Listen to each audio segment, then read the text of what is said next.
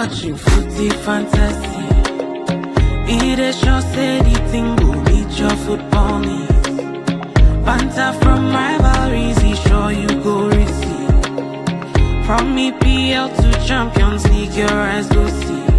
It's footy fantasy. Yeah, watching footy fantasy. Footy fantasy. It is sure say the thing will meet your football need. Your football need. Banter from rivalries, he sure you go receive. Sure you go receive. From EPL to Champions League, your eyes go see. Your eyes go see. It's footy fantasy. Footy fantasy.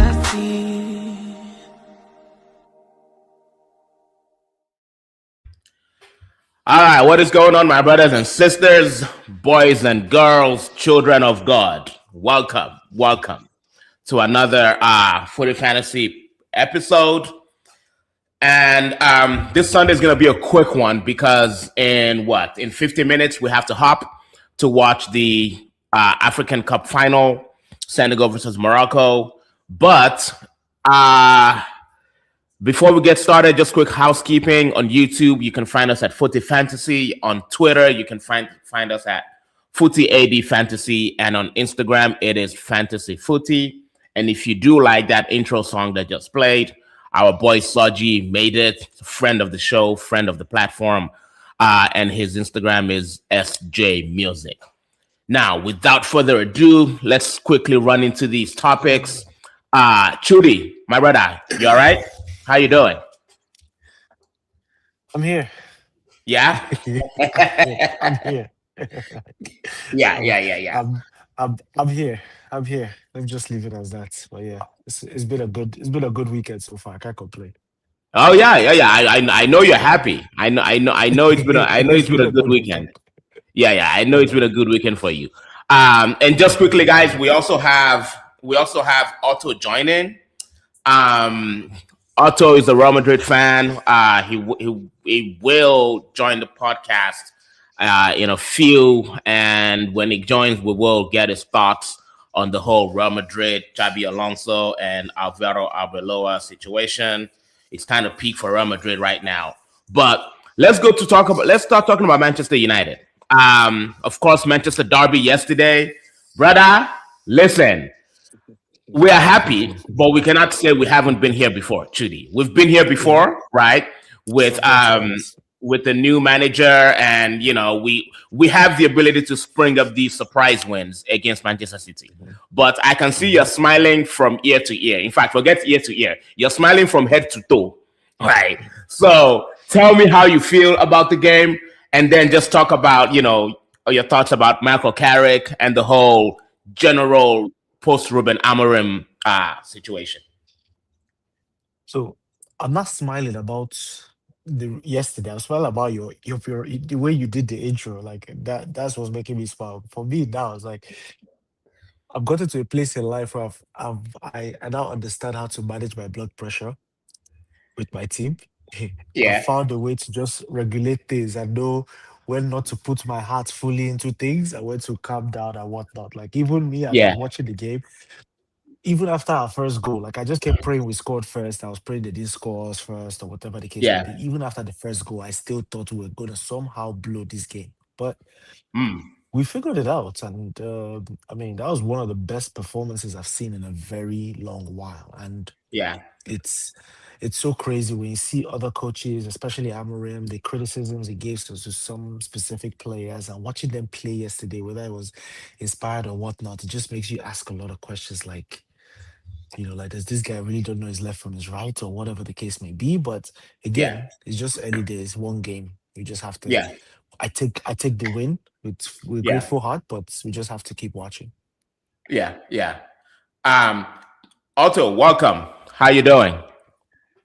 I'm doing wonderful. I'm doing good. I don't let my team to define my joy. But I'm still Madridista. I'm 100%. Yeah. I see your caption there. It says Historia que tu hiciste. Yes. That's the history. They say it's the history of the Real Madrid. How do you Chudi, we're gonna continue the United conversation. We're gonna pick it back up. But Otto, we had you first on the agenda. We had the whole Real Madrid thing first on the agenda. And it's crazy because what Xabi Alonso did at Real Madrid in terms of like the results he got, win percentage, all those things. If you look at it from like a just outside looking in, I'm not a Real Madrid fan, but outside looking in, he's not doing bad. I don't think he is. I didn't think he was. So how do you feel about the sacking and who's next? To be honest with you, I don't think Arbeloa is a temporary platform or guy. I don't think. The way it's looking, because it happened with Zizou. Zizou was coming from the same position when they sacked Benitez a long time ago. When the team do these kind of changes like that suddenly, like that, without a presentation, and only the institutional president, I think, is director, comes and make the presentation with the media. When they do this kind of stuff, it doesn't look like they never mentioned that it was going to be a temporary. Sometimes the media was going to show up a lot of stuff that they're just waiting for their results and everything. After what happened yesterday, it made me a confirmation that management, including Papi Florentino, he had to realize the mistake that he's making when the head coach are asking for something is because they need it, and he's just ignoring that. And what did Xabi Alonso ask for? He asked for two guys in the back in the defense and an extra guy in the middle. He did request that, and they just ignore him. He asked for one of the guys that he's doing a pretty good job. I think can't remember his name. He's a Spaniard. He mentioned to Florentino and the management, and they just completely ignore him. They just ignore him. He just like use what you have, and that's the same thing that Ancelotti did, and that's the big mistake. Because we were not playing good, but we were winning titles, and right now we're not playing good and we're not winning titles. Of course. Okay, let me put it this way: for a team like Madrid, that is not good. Because they got us used to winning. For any other team, that will be acceptable. But for our team, it's not. So, and that's exactly what happened.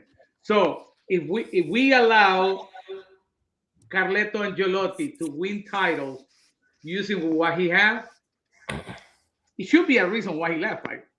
Yes. That's because of the player. And at the end of the road, do you think it's a coach thing? I don't think it's a coach thing. It is not. It is not. The coaches are not in the pit.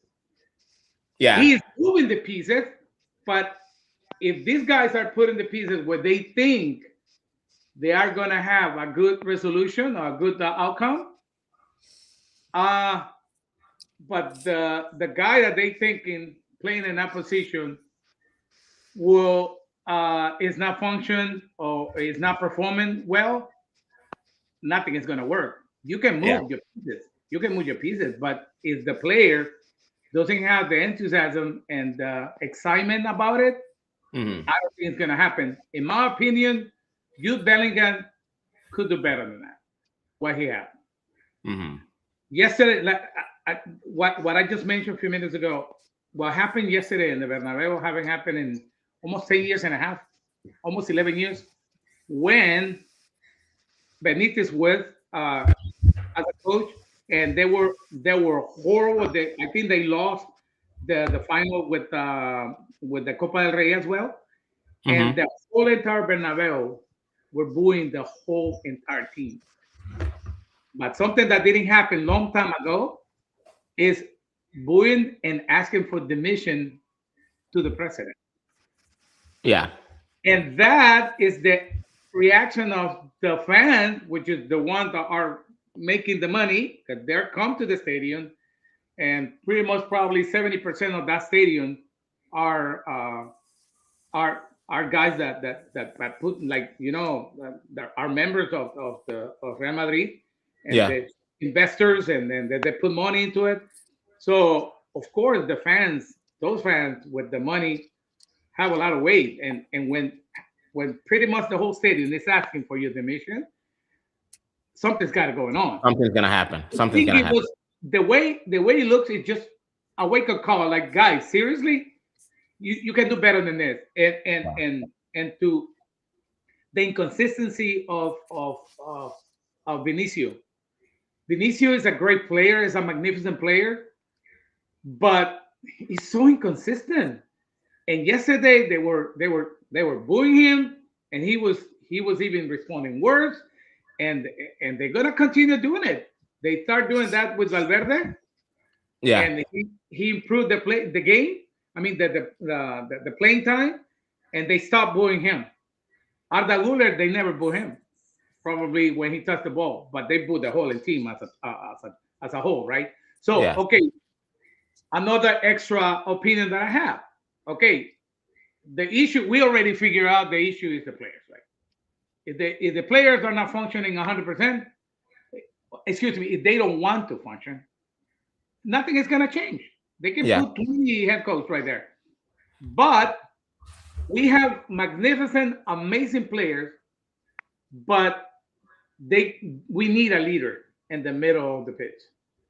When they go down, when Vini is going down, when he don't feel good, and also have to have a leader to put in that, the The team energy. team Yeah. energy up. And second, they need to come back and learn how to play as a team, because we don't need individuality right now. Yeah. You cannot expect for Kylian Mbappe to be waiting for balls all the time.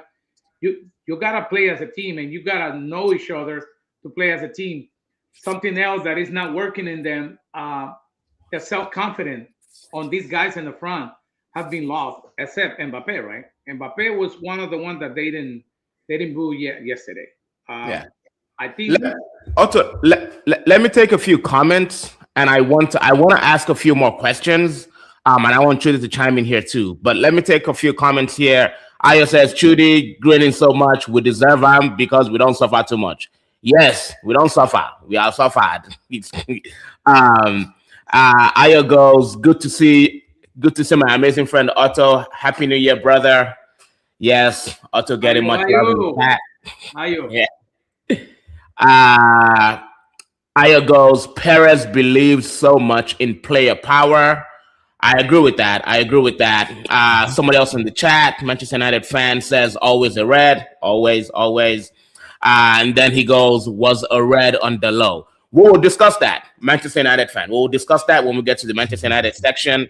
But Trudy, I want you to chime in a little bit on this Real Madrid issue, and also you will also chime in a bit before we move on to the next topic, which is that at Real Madrid, it looks like when a new manager or coach, right, head coach is hired, at Real Madrid, they're expected to manage, right? The coaching is not too much of an expectation from a Real Madrid head coach. You have to manage, you have to be a manager. Unlike in other teams where you actually have to coach and show the players exactly how to play football on the pitch. You don't really have to do that at Real Madrid. You essentially almost have to be a manager, like a good man manager. And people are saying that that's probably where Xabi Alonso didn't really thrive. What are your thoughts on that, Trudy? And I know Otto certainly has thoughts on that as well. But Trudy, you can go first. I agree with you. You have to be a man manager, but at the same time, you also have to be a coach. Actually, I saw that enough with Ancelotti to know better. You have to be a coach too.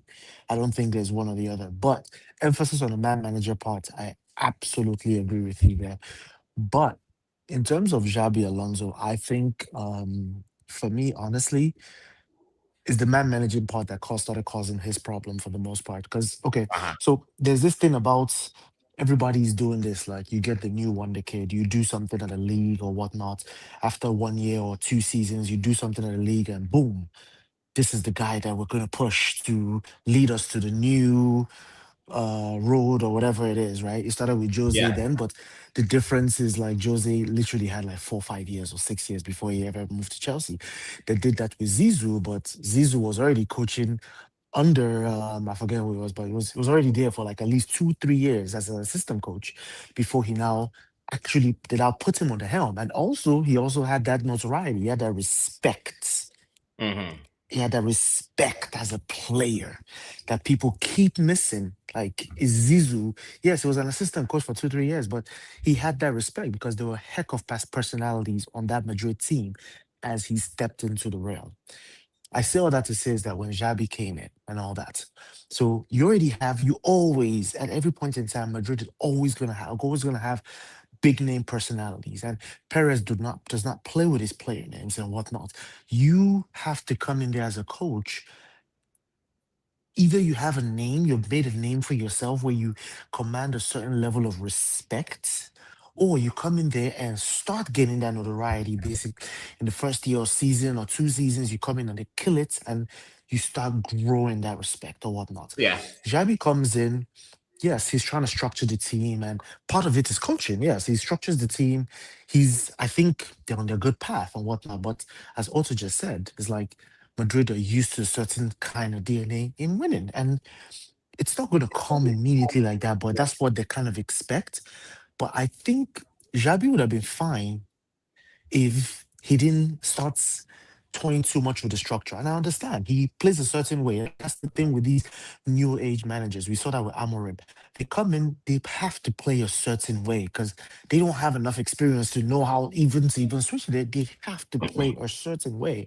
Yeah. And when they start seeing other players, when they start seeing certain one of their players, they're not quite conforming to what you need to do or what you have to do or whatnot, they don't understand how, okay, let's pull him to the side, hold him, let's try to Yeah. do this, let's try this way, or do this, or let's try to blend a little bit to your style. No, you have to conform to our system I am creating. And it doesn't work with player like a Vinny Jr. and whatnot. He's gonna struggle. Like, Yeah. regardless of it, he needs that free flow in football. He needs that ball to his feet. He needs to be able to make certain kind of movements. He needs to do certain things. That is how he plays his game. That's how you're going to get the best of him. Even an Yeah. Ancelotti was not even trying to toy with stuff like that. And who is Xavi Alonso to come in? I mean, I'm no disrespected. I have so much respect for Alonso, but when he starts toying with those things and you now create that rift within the team and Vinny is talking about, oh, he might not push his contract forward a year and a half before the contract is almost up or whatever. You started creating an atmosphere and you start forming collusions within the squad already. And that was where his problem started. Then I think the loss to Barca and Copa del Rey and the Yeah. struggling with the form here and there, then that just started putting it started putting more ice into the cake. And that's where things just took over and stuff like that. And then Yeah. my own personal opinion, somewhere in my deep and my heart of hearts, I feel Madrid fans need to be humbled a little bit, just a little bit. Something needs to happen, and it probably will never happen under Perez, but like, or maybe even in La Liga. But life needs to happen to them small. Like it just, even if for 1 or 2 seasons, life needs to Yeah. happen to them. In my own personal opinion, but that's a different topic altogether. That's all I Yeah. have to say for now, Sean. I have an Okay. addition to that, Shuri. As a Huh? fan, what is happening right now is literally a level of what fans need to No, listen, and that's exactly why the reaction of the stadium you see, yesterday.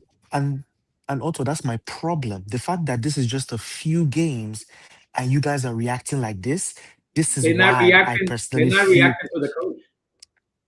I know. They're not reacting to But the my coach. point, They're I reacting to the know, but team, and they don't I agree. usually they barely does it. They barely do it. They don't usually do it. But yesterday it I was just agree. the level, and I totally get it. I totally get it, and I mentioned it at the beginning. Is But it's just the fact that they getting this of so used to the winning, winning, That is my winning, problem. winning. That's a That is my problem. problem. But that's not a That is problem my problem. as a fan. It's That's not their a problem. problem, but I feel it's a fundamental problem that Is life the needs to happen to is Madrid the fans. expectation? Is the Right? expectation? But I agree with your comment 100%.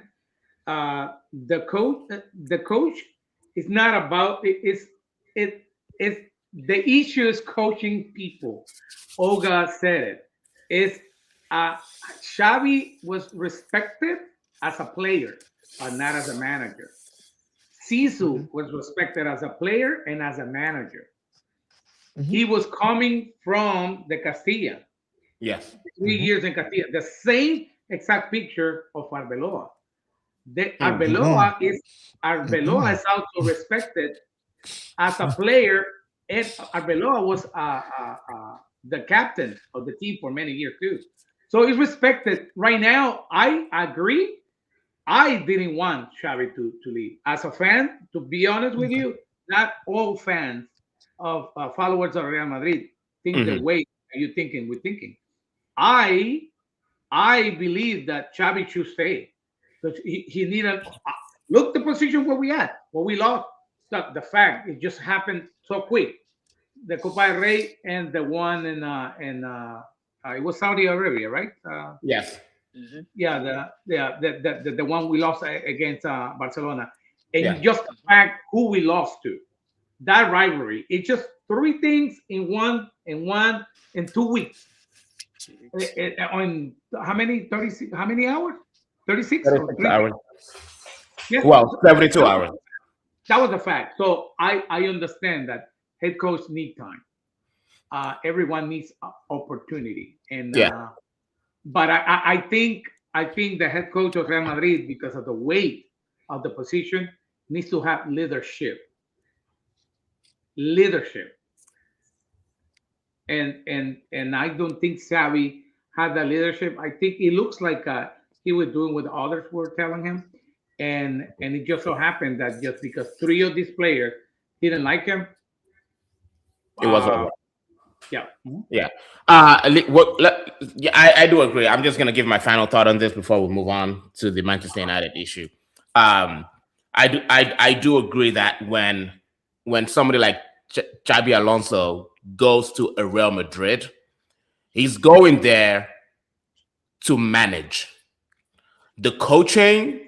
The coaching aspect of Xabi Alonso's expertise becomes less important in a place like Real Madrid, and it's a lot more important in places like Bayer Leverkusen.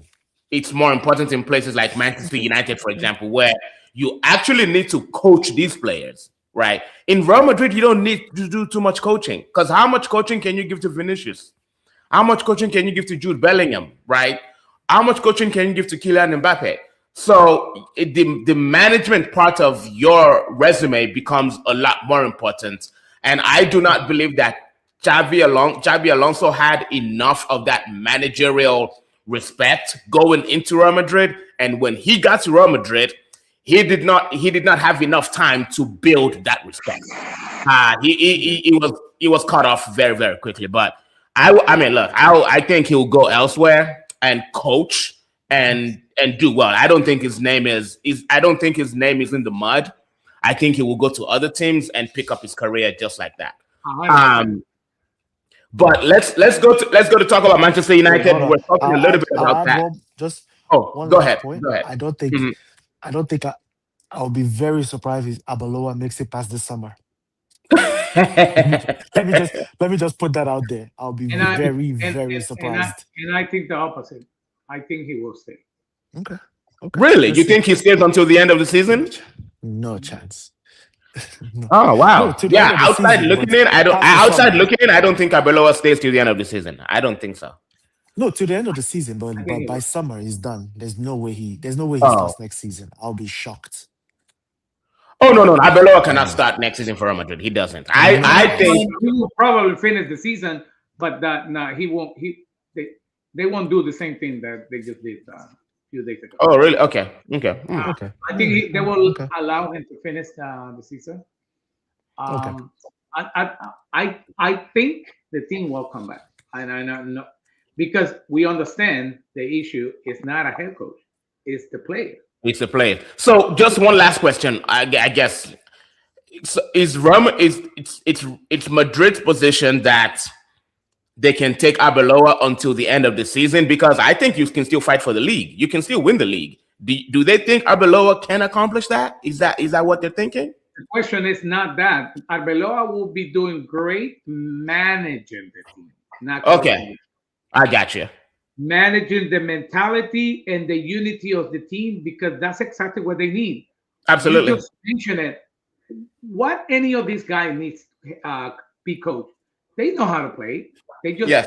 need to come back. Yeah. He just need to know how to talk to them. I think in many occasions, Sisu had to explain it. You just have to connect with them. You have to, and that's exactly what the head coach of Barcelona did. He he got he get the best of Rafinha. He get the best of every single key player that he needs. Yeah. And when a manager can do that, it's not a coaching thing. It's I believe in you. I will put you in that position, and I'm 100% with you. For him to get in their brain, for them to perform, because we know we have excellent players. They just need to Yeah. come back. They just Yeah. need to come back, and they need to be there for the team, not for the head coach, for Yeah. the team, for the Yeah. team. Yeah. Arda Guler say that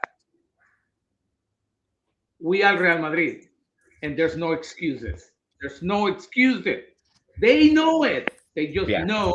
They just need a leader as a player for them to build up that team mentality. That's in Yeah. my opinion. I agree with you and Shuri, but in my opinion, it's more of a player than a head coach. Mm. If the head coach is there, it's just to manage the team, to manage Yeah. to build, to bring them back. That's all. That's all we need. Yeah. All right. Let me take comments before we move on to the next topic. SPO 95 says, I am not too sad. He's a Manchester City fan because he has that badge in his name. I am not too sad because Arsenal screwed up too, withdrawing against Nottingham Forest and dropping points like Manchester City. But I say if United beat Arsenal, it'll be good for Manchester City. Well, obviously. SPO 95 goes ahead to say La Liga 2 league team, 3 Real Madrid, 2. Congratulations to Arbeloa with the game. I think they're talking about the Albacete game. Anyway, Everything had those days, buddy. yeah. Every team has a game, of course. Everybody had those days. Yeah. Let's quick thoughts, Chudy, on Michael Carrick. I don't want to use the words Carrick at the wheel. We're not going there. We're not going there with Ole Gunnar like we did with Ole Gunnar Solskjaer. But quick thoughts on Michael Carrick so far. It's been only one game. Yes, I know it's a good result. It's a great result against the likes of Manchester City. But like I was telling you, Chudy, went live, we've seen this before. I've seen it with Ole Gunnar Solskjaer. I've seen it with Eric Ten Hag. I've seen it with even Ruben Amorim, right? So I've seen it with brother. I've been here before, and after that, then it's gone to shit. But thoughts on Carrick, thoughts on what he can accomplish going to the end of the season. As a fan, I have no thoughts. I mean, I'm just gonna be honest with you. Like How do you everything I'm just watching, have thoughts about Real Madrid head coach? because the difference with that one is There's no clear, and difference. there's It's another precedence. team. There's precedence. It's No, a there's different team than the precedence. one you were in there. No, there's precedence in the way things have happened. We've seen these pictures before. With this one, it's like, okay, we don't know what happens. He comes in. We've seen that manager bounce with, as Oga Kwame said, we've seen that manager bounce with Solskjaer, Ragnick. We've seen just about everybody, even every ETH. Everybody were like, oh my God, we're onto something. Oh, we'll Yeah. talk about, we see more structure. We see more energy. We see more. Again, it's neither here nor there. You just have to take everything game by game at this point. Because I mean, yesterday's performance was nothing short of amazing. It was crazy. Like it was unbelievable to the point where like even I was unsure. I still thought we were gonna find a way to blow that game in the 88 minutes after we had scored 2 goals already. Yeah. I still thought we were gonna find a way to blow that game. So Yeah. again, everything is just watching it step by step, watching everything as is. I mean, Dogu is now a left winger. Just take everything as is. Yeah. Whatever the heck that means these days, just Yeah. roll with it. Like, let's just play and let's just see how it goes for the next couple of days. And I Yeah. mean, My, next up, Arsenal, we'll see how it goes. yeah. My thing is with yesterday, the of course I echo your thoughts, Judy. Yesterday was it was fantastic. I think the difference between yesterday and again, not to say this difference means anything, but the difference between yesterday and other times where we've beaten Manchester City or we have come up with a great performance is that yesterday Manchester City actually never really posed a serious threat. They didn't like They Erling had a young Haaland. backline of Gakwame. They had a young backline, completely different young backline. Let's Yeah, not yeah, get no, too no. carried away I'm for a talking. Yeah, I'm second. talking about Manchester City's front. Manchester City's front three or You four know or they start five. from Because at some point in you the know game, they it became a front five, right? Yeah, but you know they I always didn't start from the see. back. They Say that always start again. from the back, and they always start from the back to build up. If that back is not structured enough to even bring that ball out, they're gonna have problems regardless. So No, I I understand hear we had an that. amazing performance, but let's not get too carried away No, here. no. I'm not. I'm not getting carried away. I'm just the point Okay, I'm fair trying to enough. make is I'm used to whenever I get a result like this against Manchester City, right? I'm used to seeing Manchester City hitting the post 3 times.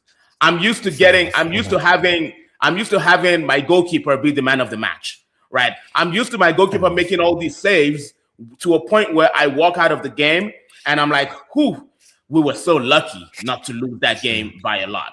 Yesterday fair wasn't enough. really that. Yes, I can understand, especially if you look at I think the first 7 minutes, Diego Dallo should have seen a red card, in my opinion. Right. In my opinion, that was a red card. So we can maybe caught life there. We probably should have been one man down within 10 minutes into the game.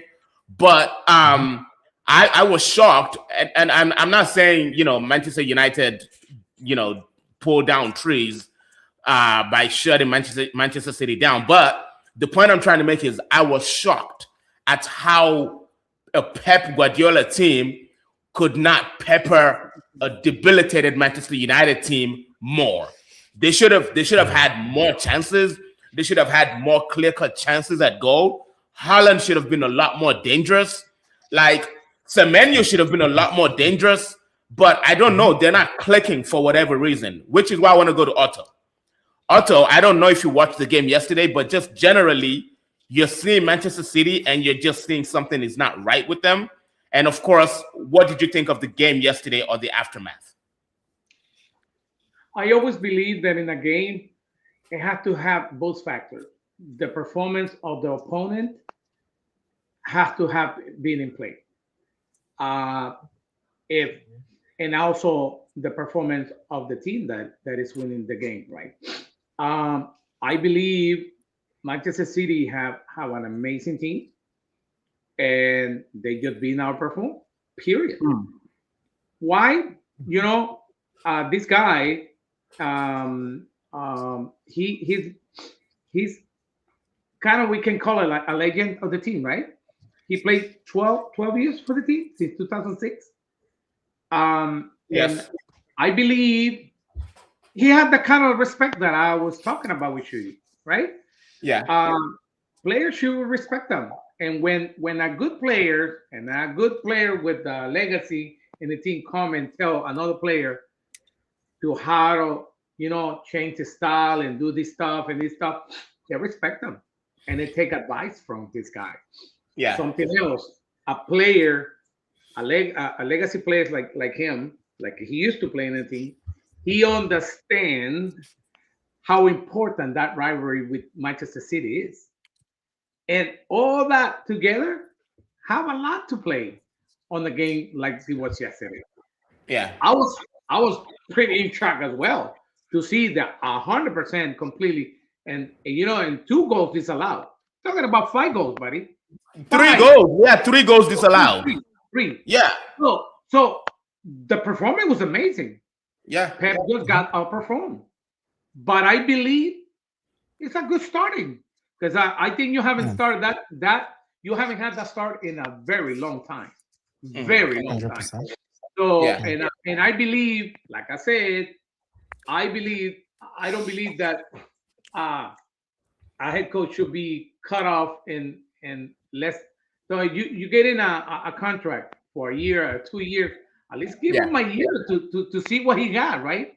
Yeah. But now you have nothing to lose. you Yes. just you just need to maintain the team Yeah. to be able to participate to be able to play the Champions League, right? On those Champions positions, League. that's all you have to play. You have no Yeah. other competition to worry about. So I believe it's a pretty good choice. I know Yeah. it's an interim team, but I mean a head coach. But Yeah. I believe that he got a lot. Yeah. He got a lot to give to the team. A Yeah. lot, Yeah. in my opinion. Let me take comments. Let me take comments. Then we'll could go to the next topic, which is the AFCON final, starting in about 17 minutes. Olafemi, can I say just one last thing?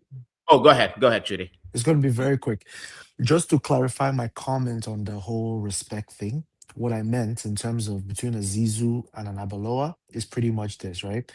Is as much as both are both respected as club legends or whatever, club players, right?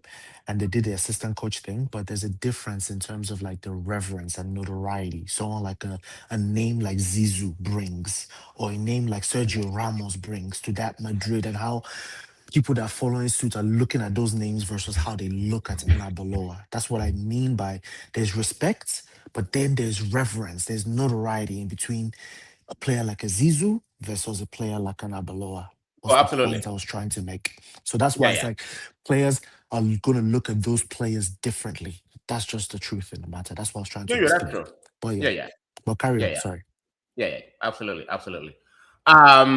SPO 95 goes, as an Asian man, I know about Senegal's best appearance at the World Cup in 2002 quarterfinal and lose to Turkey by 0-1 golden goal. Ayo goes, yesterday was a complete performance for 90 minutes and our best performance against them under Pep. I cannot disagree with that. I think it was an absolute dominant performance. And that was almost like a workshop on how you can control a game without having too much of the ball. It was absolutely great. SPO goes, Manchester City next game at cold Norway pitch against Bodo Glimt. At away, it's going to be cold. Yeah. I think is that like Champions League or something? I don't know.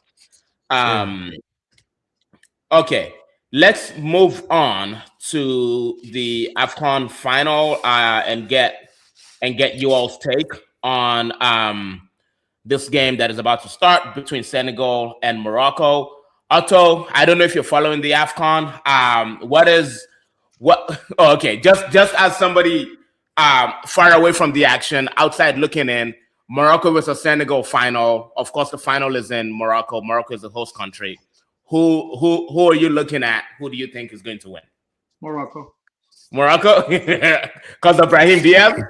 No. He did hesitate. No, as a team. It's a team. Okay. Yeah. His head coach was the interview at El Chiringuito. He speaks very well Spanish. Yeah, he does. Yes, and the way he talked, he managed good players. He's a great manager. Yeah. And the way I heard him talking, humble man, with extremely awesome mentality. I even see this team very well for the World Cup. Yeah. The very top 5.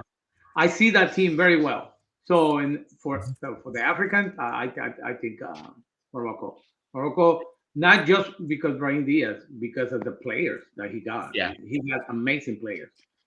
He have very good players in a lot of good teams in Europe, and I think in Saudi Arabia they got some players as well, right? So they have a pretty decent, awesome team, powerful team, and the way they play as a team is pretty amazing. impeccable to see them. So yeah, hear that.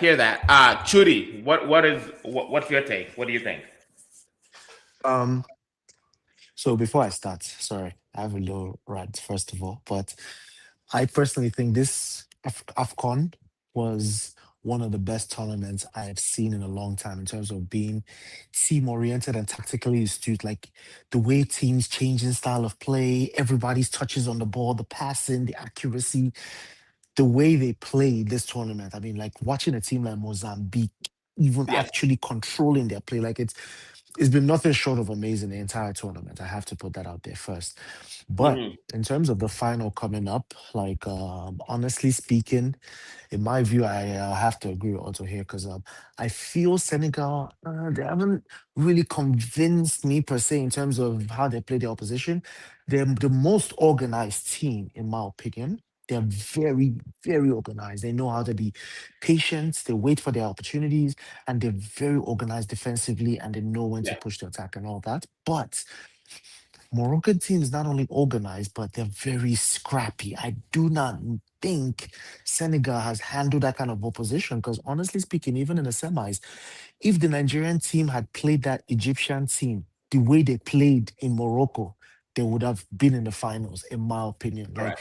that Egyptian team, I don't know how they've been scaling it, but they've been making it through. But like honestly Yeah. speaking, they did not seem much of a threat. Like Senegal should have beaten them by more, in my opinion. So, but honestly speaking, this final, I'm definitely giving it to Morocco, sadly enough. And this is probably the reason why I see me rough like this. Like my barber is actually is Moroccan, completely He's Moroccan. Moroccan. Yeah, I Oh, need so at least a his shop is month. I closed. need at least, bro. No, his shop is open. He's watching it. He has it on view, everything in there on the screens. So I'm like, I have to avoid that man for the next month before I go and cut my hair. Because I will not hear the last of that situation. So like Yeah. my hair, I'm gonna learn how to at least do trims or whatever the case may be. But I have to just avoid him for my own peace of mind. Just avoid Yeah. him for a month. Because he will Yeah. not I won't hear the last of that Morocco and Nigeria. Lord knows. Yeah. So Yeah. that's my dilemma. Let me take a quick comment. SPO 95 goes, Kusanov and Mark Gehi combination will play against Wolves after Bodo Glimt's cold game away. Need to bench these bums, Ake, Rico, and Ro Ellen. I think Nathan Ake, it's past it. It's probably past it right now. Mark Gehi, I'm surprised we didn't see him yesterday. Did he play? No, he didn't play yesterday. No. It's too Mark early. Gehi He just didn't play signed. yesterday. He just passed Yeah, his he was medical mine. this past week. Yeah. Literally just passed medical, yeah. Aya goes, I hope Senegal wins just for Sadio Mane and because of all the shenanigans so. from Morocco. I mean, I want Senegal to do it against Morocco.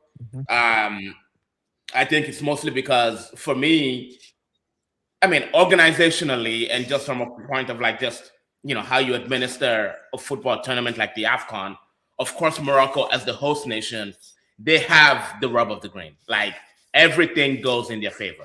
Do you know that Moroccan team has not left Rabat this whole competition? Like they've never had to travel away from the capital. Nigeria, they've been in Rabat the entire time. That Moroccan team has never left Rabat.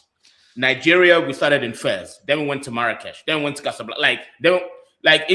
We've been all over the place. Same thing with every other competitor in the competition. And of course, you can tell that and again, I'm not over here, just saying that people are buying refs and complaining about refs, but it's quite obvious that Morocco gets some officiating calls more to their benefit than other teams do. The Cameroonians complained about it in the quarterfinal. Nigeria, of course, we saw it in the semifinal, and it'd just be nice to have a little bit of I want judgment. I want justice. I want justice. I need Senegal to do it for me.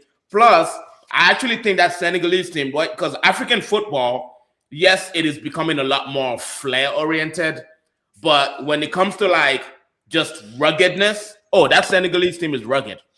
Like all those men can play for 120 minutes, and when the game is over, they look like they can play another 120 minutes. Now, the Moroccan team, where I believe they have an edge over the Senegalese, is that they're also rugged, but they add flair to their game. They have flair to their game as well. And the flair in the Senegalese team, of course, Sadio Mane, he's got a little bit of that. Iliman Ndiaye's got a little bit of that. I'm not sure we can see much from exactly Sarr. Well, Sarr is. I don't think we've not seen Sarr this competition. But I don't know. I just don't know about Nicholas Jackson as their center forward. But we'll see. And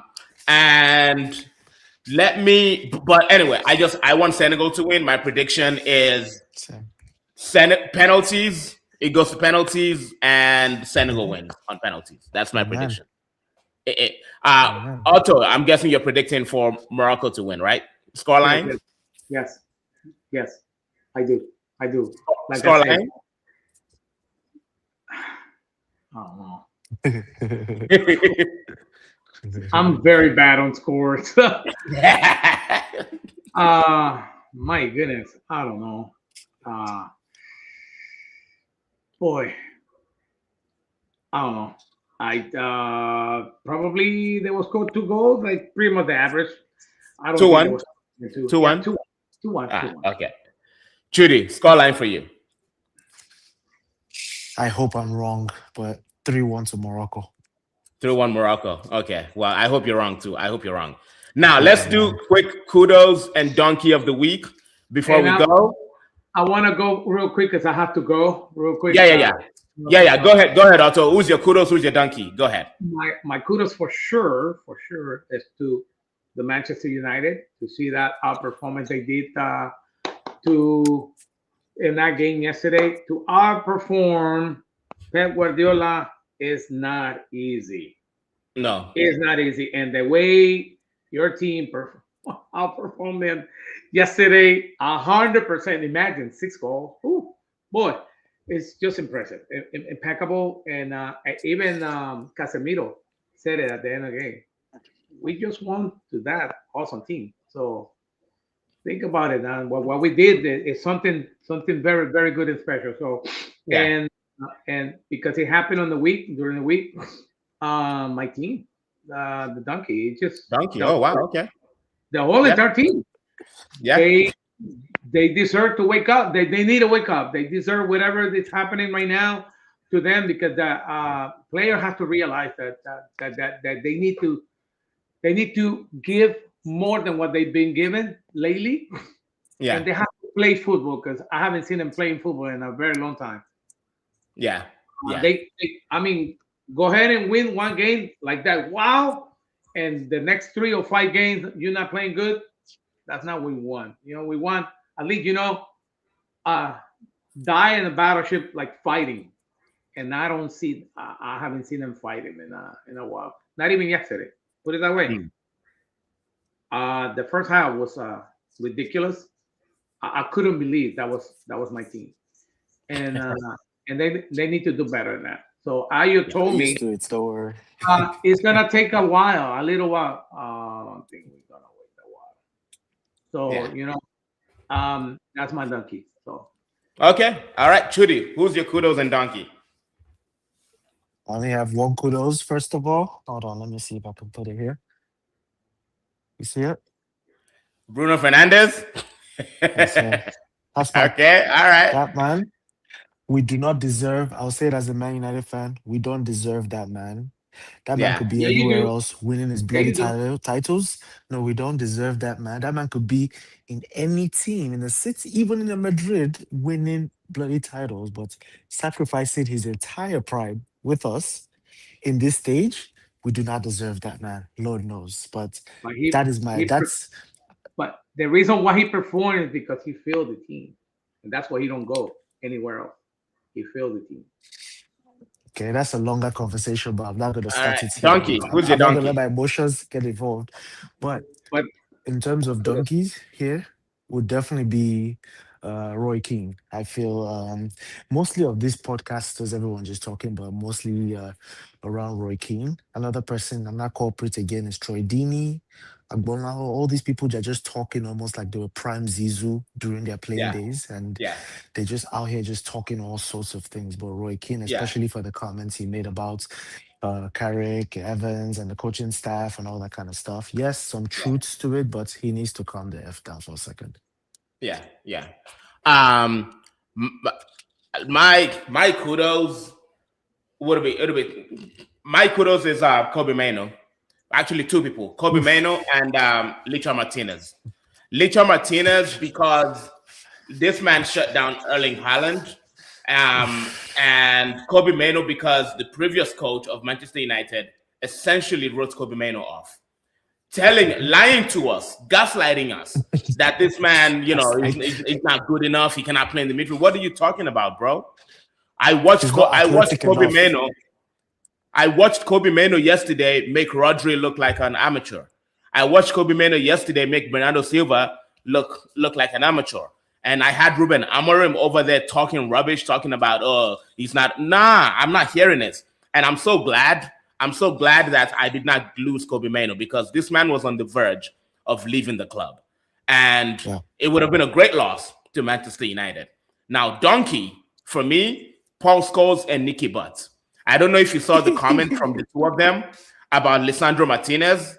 They were essentially insulting Lisandro Martinez, saying that he's too short to play center back, he's too small, and that Erling Haaland would pick him up and lift him up and put him and throw him into the goal.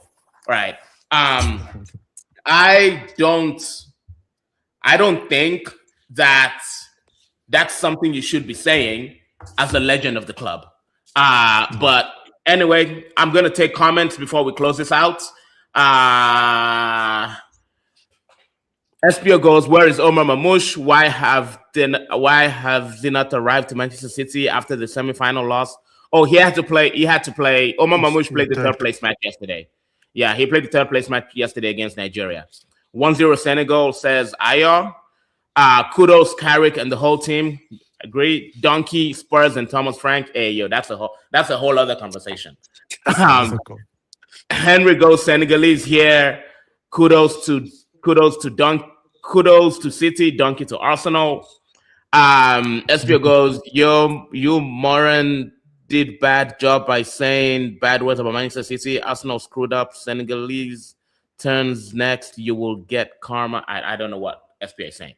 Anyway, gentlemen, thank you both for joining. See you guys next week and have a great week. Peace, guys. And nice to meet you, Chudi. Congratulations, guys. Pleasure. All right. Thank you. You. Okay. All right. Have a good one.